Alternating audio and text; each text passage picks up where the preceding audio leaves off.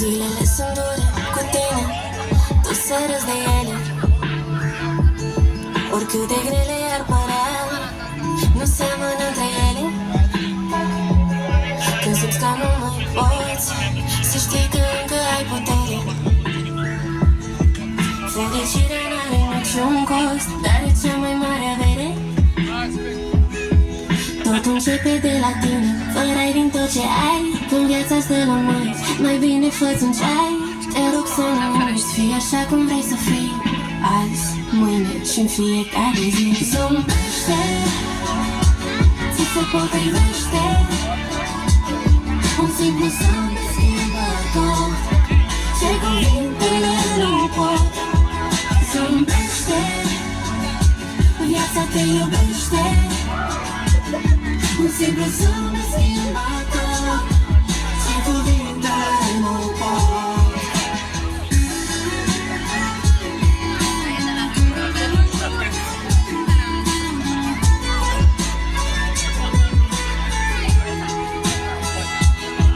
Știi că zâmbetul e ca un chibrit,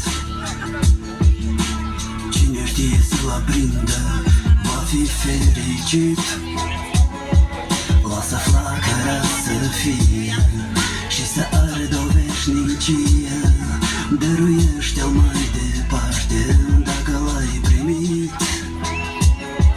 Tot începe de la tine, fără ai din tot ce ai. Când viața stă la mâini, mai bine fă-ți un ceai. Te rog să nu uiți, fii așa cum vrei să fii, azi, mâine și-n fiecare zi. Zâmbește, ți se potrivește. Un simplu zâmbet schimbă tot, ce cuvintele nu pot. Zâmbește, viața te iubește.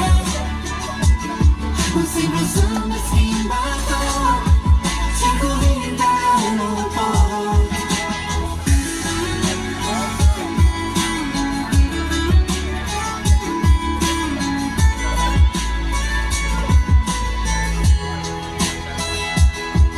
Zâmbește, ți se potrivește. Un simplu zâmbet schimbă tot, ce cuvintele nu pot. Zâmbește, viața te iubește. Un simplu zâmbet schimbă tot, ce cuvintele nu pot. Bravo, mami!